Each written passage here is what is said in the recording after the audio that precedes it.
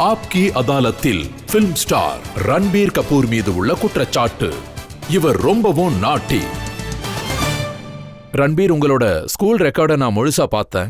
1ஆம் கிளாஸ்ல இருந்து 12ஆம் கிளாஸ் வரைக்கும் எப்பவுமே கீழே இருந்து நம்பர் 3.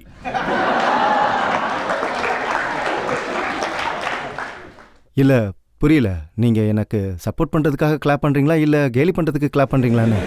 பட் நான் ஸ்கூல்ல அந்த அளவுக்கு புத்திசாலி இல்லை. எனக்கு பெரும்பாலும் ஸ்போர்ட்ஸ்ல தான் இன்ட்ரெஸ்ட் அதிகம், ஃபுட்பால்ல தான் இன்ட்ரெஸ்ட் அதிகம். நான் என்னைக்கும் ஃபெயில் ஆகல, ஆனா கிளாஸ்ல லாஸ்ட் 3 தான் வருவேன். அதுல எனக்கு ஃபைட் நடக்கும் டாப் 3ல, பாட்டம் 3ல. நீங்க எந்த அளவுக்கு சேட்டை பண்ணுவீங்கன்னா கொஞ்ச நாளைக்கு ஒரு முறையே பிரின்சிபல் உங்க மம்மியை ஸ்கூலுக்கு கூப்பிடுவாங்க. ஆமா, ஐ திங்க் அவங்க என் மம்மியோட மிகப்பெரிய ஃபேன். அதனால தான்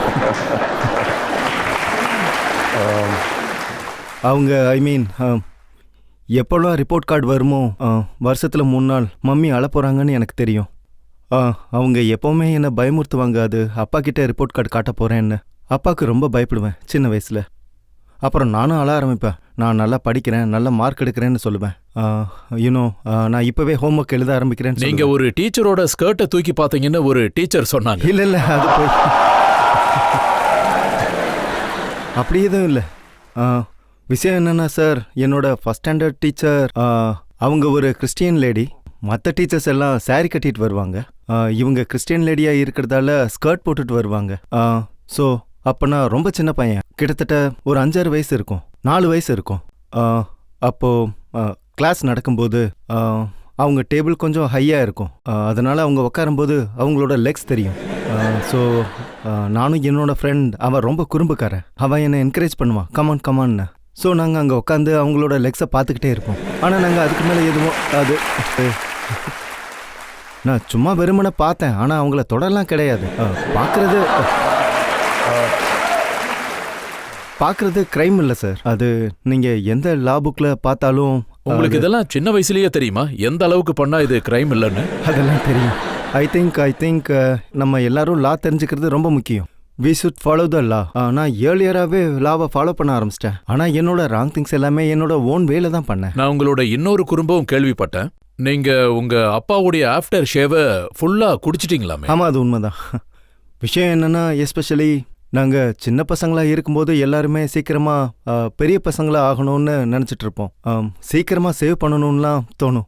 நான் அப்பாவை பார்ப்பேன், அவர் சேவிங்க்கு அப்புறம் அவர் நிறைய ஆஃப்டர் சேவ் போட்டுக்கிட்டு ஃபேஸில் இப்படி தெளிச்சிட்டு இருப்பாரு. ஸோ நான் என்ன நினச்சேன்னா அவர் குடிப்பாருன்னு. ஸோ ஒரு நாள் நான் பாத்ரூமில் போய் அதை எல்லாத்தையுமே குடிச்சிட்டேன். ஸோ நான் அப்போது பாஸ் அவுட் ஆகிட்டேன். எனக்கு என்ன நடந்துச்சுன்னே தெரியல. So aftershave is very பஞ்சன்ட்.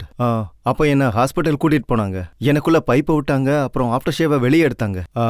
But of course நான் சாகலை, உங்கள் எதிரில் இருக்கேன். பட் நான் ஒரு முட்டாள்தனமான காரியத்தை பண்ணிட்டேன். நான் இதையும் கேள்விப்பட்டேன். உங்களுக்கு இந்த இன்ட்ரெஸ்டும் இருக்காமே, இறந்தவங்க கூட பேசுறது, பிணங்கள் கூட பேசுறது. இல்ல அது நான் இல்லை. விஷயம் என்னன்னா, ஒரு டைம்ல பாத்தீங்கன்னா அது என்னோட இம்மெச்சூர் செயல். நான் என்ன நினைச்சேன்னா, என் ரூம்ல ஹிட்லர் உட்காந்துருக்காரு. அப்புறம் நான் ஹிட்லர் கூட பேசிட்டு இருப்பேன். ஜட்டியோட உட்காந்துட்டு இருப்பாரு. அவர் என் கூட ஜெர்மன்ல பேசிட்டு இருப்பாரு. அவர் கூட நான் ஹிந்திலயோ இல்ல இங்கிலீஷ்லயோ பேசிட்டு இருப்பேன். பட் அதெல்லாம் விளையாட்டு தானே சார், பெரிய விஷயம்லாம் எதுவும் இல்லை.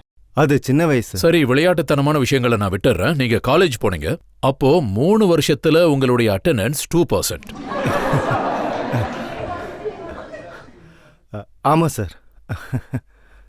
அப்புறம் எப்பவும் புது படம் வரும்போது நீங்க உங்க மம்மி கூட ஃபர்ஸ்ட் டே ஃபர்ஸ்ட் ஷோக்கு. ஆமா சார், அது உண்மையிலே பாத்தீங்கன்னா எனக்கு அது ஒரு பெரிய இன்ஸ்டிடியூஷன். போய் படங்கள் பாக்குறது. உங்களுக்கு தெரியும், நான் ஒரு ஃபிலிம் ஃபேமிலியில வளர்ந்துருக்கேன். ஸோ சின்ன வயசுல இருந்தே என்விரான்மெண்ட், பெரிய படங்கள், அதான் எனக்கு ரியல் லைஃப். அப்புறம் மியூசிக் செட்டிங், நிறைய டைரக்டர்ஸ் வருவாங்க. நான் எங்க அப்பாவோட படங்கள் பார்ப்பேன், ஆனா அம்மாவோட படங்கள் பார்க்க மாட்டேன். ஏன்னா எனக்கு அதுல பெருசா விருப்பம் இல்லை. அது எனக்கு கொஞ்சம் எம்பாரஸ்மெண்டா இருக்கும். ஆனா ஃபிலிம்ஸ் வரும்போது அது எனக்கு பெரிய விஷயமா இருக்கும். எக்ஸ்பீரியன்ஸ். நான் ஆடியன்ஸ் மாதிரி அவங்க கூட உட்காந்து ஷாருக் கானோ, சல்மான் கானோ, அமீர் கானோ அவங்களோட படங்கள் பார்க்கும்போது மனசுக்கு பிடிக்கும். நான் எப்பவுமே எதிர்பார்த்துட்டு இருப்பேன், ஃப்ரைடே எப்போ வரும், புது படங்கள் எப்போ பார்க்கலான்னு. அப்புறம் அந்த படங்களை பார்த்து பார்த்து நீங்க ஏதாவது கத்துக்கிட்டீங்களா? நீங்க சொல்லுங்க, நான் நல்லா பண்றேன்னா சார்? ஏதாவது கத்துக்கிட்டேனான்னு தெரியல. ஆனா நான் தில்வாலே துல்கனியா லே ஜாயேங்கே அந்த படத்தை 25 வாட்டி தியேட்டர்ல பார்த்தேன். ஸோ வீட்டுக்கு போய் அதே மாதிரி அவரோட ஸ்டைல், அந்த காலர்ல கர்ச்சீஃப், அப்புறம் அவரோட ஷர்ட் ஒரு சைடு வெளியில இருக்கும், அப்புறம் அவரோட ஜாக்கெட், அப்புறம் அவரோட ஜீன்ஸ் ஷூக்குள்ள இருக்கும். ஸோ நான் அவரை மாதிரியே இருக்கிறதுக்கு முயற்சி பண்ணேன். அது ஒரு மாதிரியா தான் இருந்துச்சு. It started very early. ஆனா நீங்க ஆக்டிங் கொஞ்சம் லேட்டா ஸ்டார்ட் பண்ணீங்க. மக்கள் உங்க அம்மா அப்பா கிட்ட கேட்டிருப்பாங்கல்ல உங்க மகன் எப்ப ஆக்டர் ஆவாருன்னு. ஆமா சார். விஷயம் என்னன்னா, நான் பிறந்தப்போ என்னோட கிராண்ட்ஃபாதர் ராஜ் கபூர் அவருக்கு ஒரு டெலிகிராம் வந்துச்சு யாரோ ஒரு டிஸ்ட்ரிபியூட்டர் கிட்ட இருந்து, we welcome another actor in the film industry. So I think மக்களுக்கு ஆல்ரெடி தெரிஞ்சிருக்கு இவன் வளர்ந்ததும் ஆக்டர் ஆயிடுவான்னு.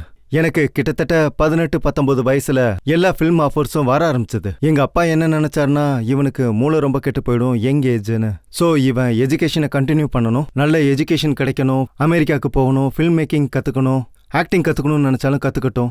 அப்புறம் நான் எப்பவும் இதை தான் விரும்புவேன், ஒரு ஆக்டர் ஆகுறதுக்கு முன்னாடி ஒரு ஃபிலிம்ல அசிஸ்டன்ட் டைரக்டர் ஆகி வேலை செய்யணும்னு. அப்புறம் சஞ்சய் லீலா பன்சாலி என்னோட ஃபேவரட் டைரக்டர். அப்புறம் அவர் மூலமா எனக்கு நிறைய பேர்கிட்ட இருந்து ஆஃபர்ஸ் வந்துச்சு, டைரக்டர்ஸ் கிட்ட இருந்து. ஆனா எனக்கு சஞ்சய் லீலா பன்சாலி கூட தான் வேலை செய்யணும். ஸோ நான் ஒரு பிளான் போட்டேன், பாம்பேக்கு போய் சஞ்சய் லீலா பன்சாலிக்கு அசிஸ்ட் பண்ணணும்னு. அவருக்கு என்ன ரொம்ப பிடிக்கணும்னு முயற்சி பண்ணேன். அது ஏன்னா அவர் தான் என்னோட முதல் படத்தை டைரக்ட் பண்ணணும், அதுக்காக. ஸோ என்ன நடந்துச்சுன்னா, நான் ஒரு ரெஸ்யூமோட போனேன், கொஞ்சம் நாடகம் ஆடுனேன், உங்களை அசிஸ்ட் பண்ணணும்னு. உங்ககிட்ட நான் நிறைய கத்துக்க விரும்புறேன். அப்போ அவர் என்கிட்ட சொன்னாரு, நீ ஒரு ஆக்டர்ப்பா, நீ ஆக்டிங் தான் பண்ணணும், என்கிட்ட ஒரு சப்ஜெக்ட் கூட இருக்குன்னு சொன்னாரு. சோ அதான் என்னோட ஃபர்ஸ்ட் சைனிங். நான் அசிஸ்டன்ட் டைரக்டரா அவர்கிட்ட ஜாயின் பண்ண. அப்போ டைரக்டரை எப்படி மடக்கணும்னு நீங்க சீக்கிரமாவே கத்துக்கிட்டீங்க. ஆமா சார், கத்துக்கிட்டேன். மக்களை எப்படி மடக்கணும்னு நான் சீக்கிரம் கத்துக்கிட்டேன். அப்ப பொண்ணுங்களை எப்படி மடக்கணும்னு கூட கத்துக்கிட்டீங்க. அது நான் கத்துக்கல சார், அது எனக்குள்ளேயே ஜீன்ல ஆல்ரெடி இருந்திருக்கு. என்னோட கேள்வி என்னன்னா, கல்யாணத்தை பத்தின உங்களோட பிளான் என்ன? கல்யாணத்தை பத்தியா? ஆமா சார். நான் கல்யாணம் பண்ணிக்கணும்னா அதுல ஒரு முக்கியமான விஷயம் இருக்கு, ஒரு பொண்ணு கிடைக்கணும். ஒருவேளை அந்த மாதிரி பொண்ணு கிடைச்சதுன்னா நான் உடனே கல்யாணம் பண்ணிப்பேன். எதுக்காக 3 வருஷம் வெயிட் பண்ணணும்? ஒருவேளை காதல் வந்துச்சுன்னா கல்யாணம் பண்ணிப்பீங்களா? I'm ready. ஆனா இப்ப எதுவும் இல்ல. ஆனா இப்பவே நான் கல்யாணம் பண்ண எதிர்பார்த்துட்டு இருக்கேன். ஆனா அதுக்காகலாம் அவசரப்படல. ஆனா எப்போ காதல் உண்டாகுதோ அப்ப கல்யாணமும் நடக்கும். Hi Ranbir, I'm Charu. நீங்க லவ் மேரேஜ் பண்ணுவீங்களா இல்ல அரேஞ்ச் மேரேஜ் பண்ணுவீங்களா? நான் லவ் மேரேஜ் பண்ணதான் விரும்புறேன். அரேஞ்ச் மேரேஜ் மாதிரி என் அப்பா அம்மாவை ஒத்துக்க வச்சிருக்கேன். அதுதான் முக்கியமான விஷயம்.